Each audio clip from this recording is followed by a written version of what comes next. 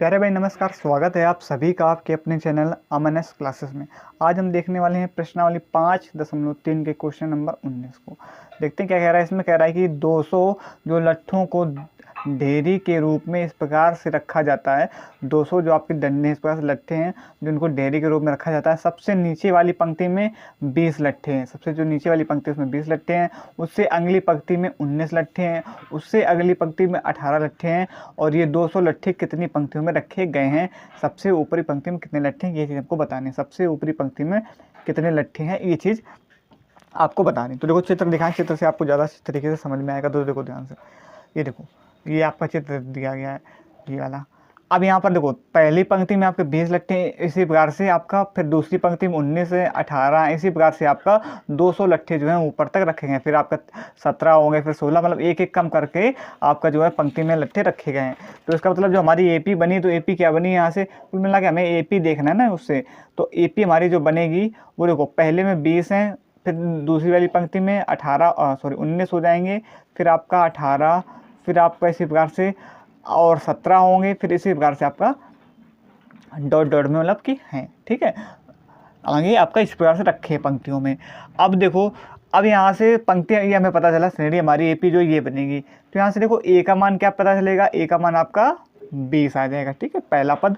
और डी का मान क्या हो जाएगा, सार्वंतर, वो आपका 1 हो जाएगा क्योंकि सभी में 1 का अंतर है। अब यहाँ से देखो ये 200 लट्ठे कितनी पंक्तियों में रखे गए, तो कुल की बात हो रही है ना। तो कुल टोटल कितने हैं आपके, एसएन का मान, मतलब एसएन का मान कितना दिया है 200, क्योंकि टोटल जो है 200 लट्ठे हैं तो टोटल आपका 200 हो जाएगा। फिर यहाँ से अब हमें क्या निकालना है यहाँ से कि सबसे ऊपर वाली पंक्ति में कितने लट्ठे रखे हैं, ये चीज़ हमको निकालनी है। मतलब कि ये है कि आपका एन का मान हमको क्या करना है, निकालना है। किसका मान निकालना है, एन का मान निकालना है। तो सबसे पहले हमें एन का मान, फिर उसके बाद आगे को हम इसको हल करेंगे। तो देखो ध्यान से, एस एन बराबर हमने लगाया, सूत्र क्या होता है आपका n/2 कोष्ट में 2a प्लस में n-1 इंटू में d। ठीक है, ये वाला सूत्र लगाया। अब इसे हल कैसे करेंगे, तो देखो ध्यान से, जो मान पता वो रखते हैं। n का मान हमको पता नहीं है /2, और a का मान पता है 20, तो 20 दूनी 40 हो जाएगा, प्लस का n-1 इंटू d का मान 1, हल करो उसे।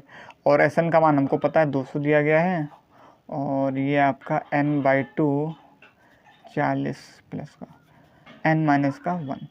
ठीक है, 1 का गुणा अंदर कराएंगे तो आपका कोई अंतर नहीं पड़ेगा उसमें। अब देखो यहाँ पर 2 किसका है, भाग का, इसको इधर ले आएंगे तो गुणा में हो जाएगा ना, तो 2 दूनी 400। ठीक है, 2 भाग में इधर आएगा तो गुणा में हो जाएगा, तो 400 हो जाएगा। और ये आया आपका 40 में से 1 घटा दो तो कितना बचेगा आपका 2a प्लस में n-1 इंटू डी। ठीक है, वो डी का मान आपका 1 दिया गया है, बिल्कुल ठीक है। अब यहाँ से n/2, n हमने अभी यहाँ n तो है यहाँ पर ना, n कोष्ट में 40 प्लस n-1। ठीक है, 40 प्लस का n-1। यहाँ पर आपका सॉरी, ये जो d का मान है वो माइनस का 1 है, क्योंकि आप 20 में से 1 घटा रहे हो ना, तो माइनस का 19 होगा ना, फिर 19 में से 18, क्योंकि तो आपका a2 माइनस a1 हम करते हैं, 19 में से 20 घटाओगे आप तो माइनस का 1 ही तो बचेगा। देखो ये आपका सार्वंतर निकालने के लिए हम a2 माइनस a1 कर देंगे ना, a2 माइनस का a1 करेंगे तो 19 में से आप 20 घटाओगे तो माइनस का 1 ही तो बचेगा। तो इस प्रकार से यहाँ पर माइनस का 1 आएगा। माइनस का 1 का जब अंदर गुणा होगा तो ये प्लस का n माइनस का n कर देगा, और ये माइनस का जो 1 है वो प्लस का 1 हो जाएगा। ठीक है, समझ में आ गया ना। अब यहाँ से देखो 400 आगे, ये देखो ध्यान से, 400 बराबर n का करेंगे अंदर गुणा तो हो जाएगा 40, ये 40 से 41 पहले कर लेते हैं, 40 से 41 n और माइनस का n²। ठीक, समझ में आ गया ना। सबसे पहले हमने क्या किया है, तो 40 उसमें 1 जोड़ा वो 41 हो गया। फिर हमने क्या किया कि n का अंदर गुणा कर दिया, तो ये 40n हो गया, और ये आपका कितना हो गया माइनस का n²। ठीक है, 1 हम पहले जोड़ चुके थे, तो ये 41n माइनस का n² आ गया। तो यहाँ से हमारे पास समीकरण क्या बना, समीकरण बना एन स्क्वायर, इसको इधर ले आते हैं, एन स्क्वायर तो प्लस का हो जाएगा, और ये माइनस का 41n और ये प्लस का 400 बराबर में 0। ये आपका क्या बना, एक समीकरण बन गया। ठीक है, अब देखो ध्यान से ऊपर आप क्या करेंगे। अब इतना करने के बाद अब देखना, अब ये समीकरण बन गया। अब हमें 400 के ऐसे गुणनखंड करने हैं कि जोड़ने या घटाने पर आपका 41 आ जाए और गुणा करने पर 400 आ जाए।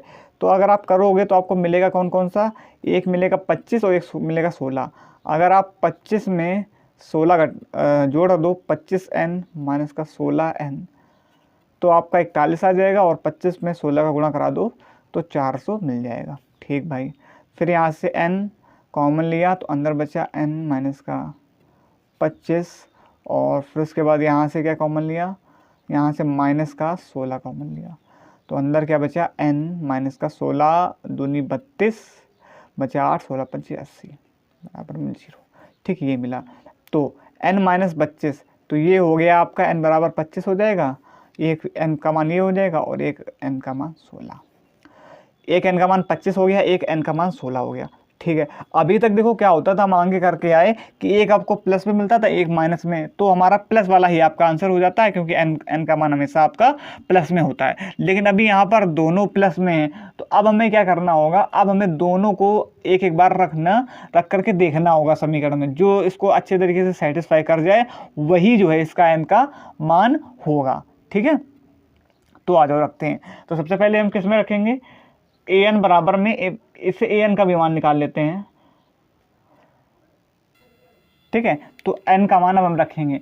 जहां पर भी आपका हमें an का मान निकालना है ना, कि कौन सी मतलब यहाँ पर जो किस संख्या पे होगा, यही पूछ रहा है कि सबसे ऊपर पंक्ति में कितने लेटे होंगे, वही चीज़ हमको निकालनी है। तो जहां पर आपका an का मान प्लस में आ जाएगा वही जो है n का मान रखने पर जहां पर भी प्लस में आ जाएगा वही आपका आंसर हो जाएगा, और जहां माइनस में आएगा वो आपका गलत हो जाएगा। देखो कैसे करेंगे, तो सबसे पहले हम an का सूत्र लगाएंगे यहाँ पर, क्योंकि हमें an का मान ही निकालना है। an बराबर क्या सूत्र लगाएंगे आपका, a प्लस में n माइनस 1 इंटू डी, यही होता है सूत्र।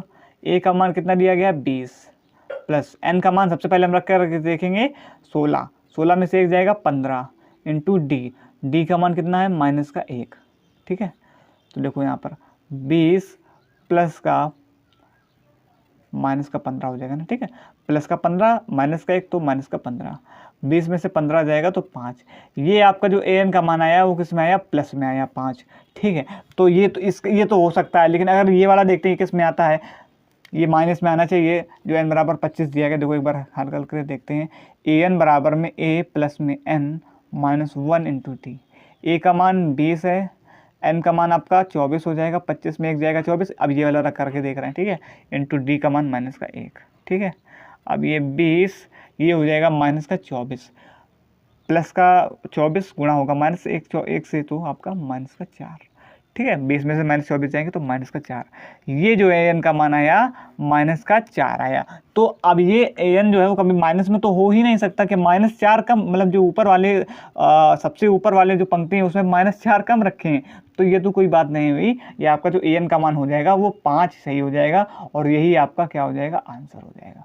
ठीक है, तो ये वाला गलत है, ये वाला आपका n का मान ये वाला सही है। ठीक है, और ये वाला गलत हो जाएगा। तो इस प्रकार से ये आपको सवाल को देखना था। ये आपका 19 नंबर सवाल हो गया। आशा करेंगे समझ में आया होगा।